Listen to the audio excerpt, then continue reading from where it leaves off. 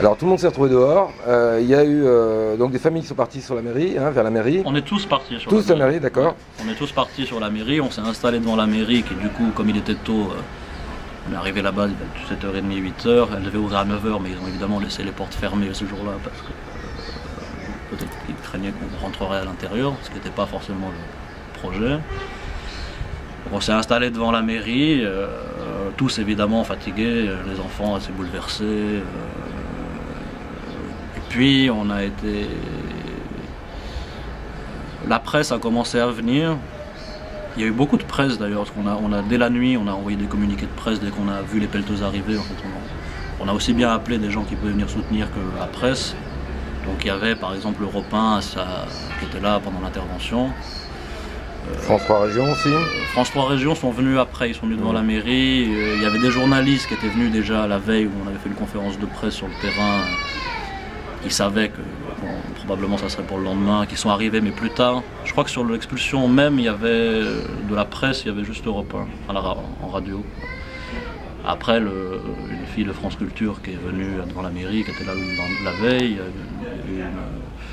Une fille de l'Humanité qui était là la veille aussi. Il y a eu Le Parisien qui était là la veille.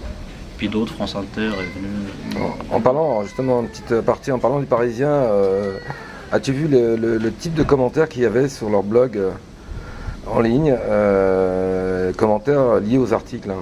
Bah, le Parisien, j'ai pas vu, mais alors j'ai vu les commentaires des lecteurs internet du Figaro, où il y avait, je crois, une centaine de commentaires au moment où je l'ai ouvert, alors que c'était simplement une dépêche AFP qui était reprise très vaguement, et c'était absolument effarant. Des commentaires racistes et haineux. Ah oui, non, mais tous les commentaires sont passibles de condamnation en justice. Alors sur le Parisien, c'est pareil. Hein, ah, oui. Dehors les aliens, bon débarras, ouais. Bon c'est pareil. C'est assez étonnant parce que c'est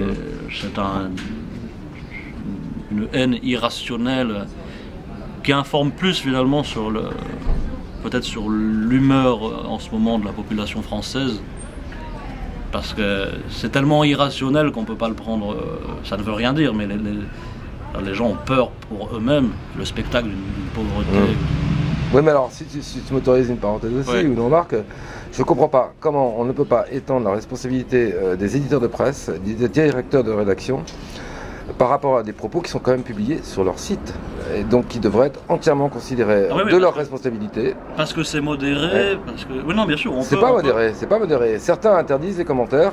On peut dire qu'ils font partie intégrante de la partie rédactionnelle. Bien sûr. Non, quand je dis c'est modéré, c'est qu'il y a des modérateurs du Figaro qui choisissent de publier ça. En sachant qu'ils savent très bien que ce sont des choses qui sont racistes. C'est pour faire de l'audience, mais en plus il y a un système en France qui est pas très admissible, c'est qu'on peut utiliser des pseudos, donc n'importe qui est capable de dire n'importe quoi sans s'identifier. C'est manquer beaucoup de courage en tout cas. Hein. Non mais on a pensé, le problème, on a pensé aussi attaquer le Figaro, mais on veut déjà attaquer pour d'autres raisons. Tu pourrais attaquer l'IB pareillement, donc, et tous les blogs de la presse en général. Il y a une chose à quoi ça m'a fait penser aussi le Figaro, c'est que je pense que c'est beaucoup de la responsabilité de la communication du secrétaire d'État aux affaires européennes, Pierre Lelouch, qui chaque fois qu'il va en Roumanie, entre autres parce qu'il y va pour des raisons, des activités qu'il a à l'OTAN, et aussi c'est un spécialiste de l'énergie nucléaire et de l'armement nucléaire, donc il est allé vendre des centrales en Roumanie, dont le gouvernement a ouvert un marché pour remettre en état, je crois, une centrale qui est dans le sud. Donc lui, il va vendre pour Areva, etc. Ça. Il va gérer la mise en place du bouclier antimissile américain qui doit avoir des bases en Roumanie. Et entre autres, faire fonctionner la coordination policière entre les services français et roumains sur la gestion du mouvement des populations. Et chaque fois qu'il revient de Roumanie, il fait une communication massive en presse, en radio, où il raconte, il fabrique une espèce d'image monstrueuse des Roms qui vivent dans les bidonvilles. Et à force d'assonner ça, ça rentre dans la tête des gens, parce que c'est aussi le but. Et c'est ça qui ressort. Quand un ministre ou un secrétaire d'État dit ça, les gens sont entièrement autorisés de dire ça. Enfin, ça devient la vérité. Donc toutes les dégueulasseries qu'on a pu voir sur ces blogs. Non mais les gens ont tendance à oublier l'inégalité des naissances, des lieux de naissance et des origines de naissance. Ouais. Voilà, simplement ça, je crois qu'on ne va pas s'étendre. Par contre, vous avez tous donc été sollicité le maire pour avoir des hébergements d'urgence qui n'ont pas été acceptés, c'est ça? Bah, des hébergements d'urgence, oui, ce qui a été demandé, en fait, parce qu'on a été reçu par le directeur du cabinet du maire et 2 adjoints, dont la fille de la sécurité publique et de l'école, un mec de l'école. D'une mairie communiste, on le rappelle? D'une mairie communiste, oui, qui ont opposé un mur, alors qu'on demandait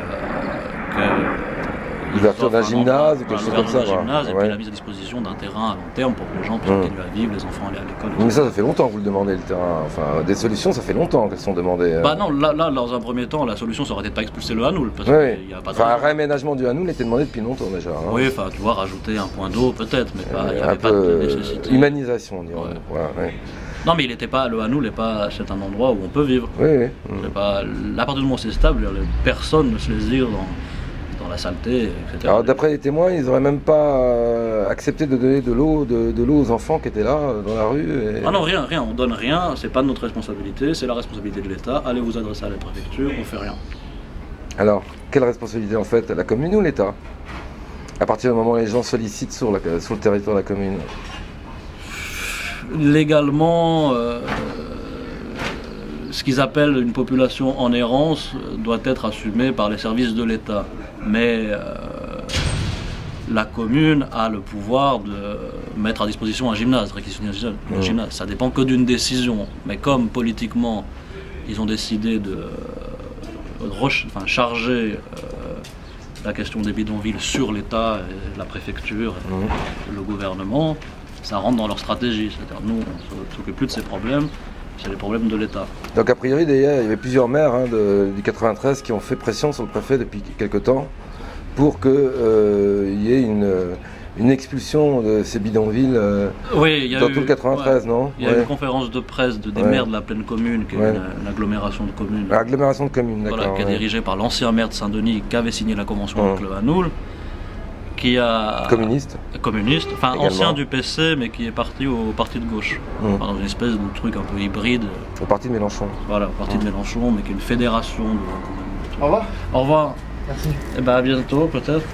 Oui, je pense. De toute façon, je vais laisser les coordonnées. D'accord. Ok.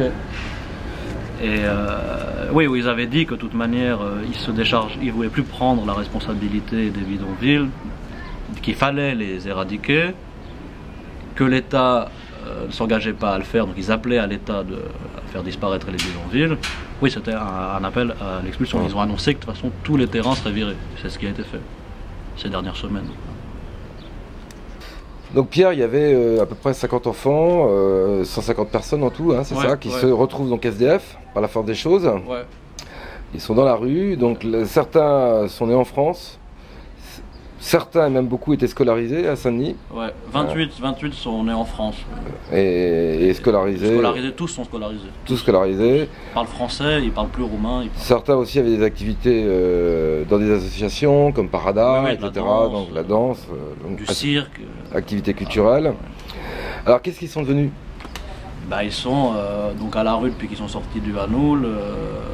Ils essayent de s'installer là où ils peuvent, mais systématiquement la police vient les faire partir. Par exemple, cette nuit, ils ont été se mettre à la porte de Paris, au bord du canal, pour dormir. À minuit, la police nationale est venue leur dire qu'ils devaient partir. Ils ne pouvaient pas rester là. Quand ils leur ont demandé où ils pouvaient aller, ils leur ont dit vous devez quitter le département de Seine-Saint-Denis, alors qu'ils étaient... là, c'était un groupe parce qu'ils sont divisés. Donc c'est une véritable chasse à l'homme là alors. Oui, c'est ce qui se passe très souvent. Donc ils les suivaient, ils étaient prêts à les suivre jusqu'en dehors du département, c'est-à-dire un cortège d'enfants, de femmes, avec leurs quelques bagages qu'ils avaient sauvés, à minuit. En pleine nuit. Salut, ça va? Et donc finalement, on les a amenés ici, donc le chapiteau où on est, là, le petit chapiteau de cirque où les enfants venaient faire des activités, a accueilli ce groupe de 50 qui a dormi là. qui est reparti ce matin se mettre dehors parce qu'il n'y a pas assez de place et puis il fait très chaud dans le chapiteau. Donc ils errent d'endroit en endroit et la police a décidé de les faire disparaître de Seine-Saint-Denis. En sachant que les enfants étaient scolarisés depuis des années, certains qui sont au collège, même au lycée, sur la commune. C'était des gens intégrés. Les enfants étaient intégrés. Donc pour le moment, on ne sait pas ce qu'ils vont devenir. Non, aucune idée. Non, les autorités publiques veulent les faire disparaître de leur domaine de compétence. Ouais. Et la mairie laisse toujours... La mairie laisse faire et sera bien content qu'ils disparaissent également. La mairie qui connaît personnellement ses enfants, qui a marié d'ailleurs, qui a marié certains... Qui a marié certaines des familles, qui a vu naître des enfants, qui les connaît personnellement, qui va manger chez eux de temps en temps, pour les anniversaires. C'est curieux comme attitude, hein. Ah, c'est absolument dégueulasse, c'est une trahison, même d'amitié, presque. Merci Pierre. Mais je...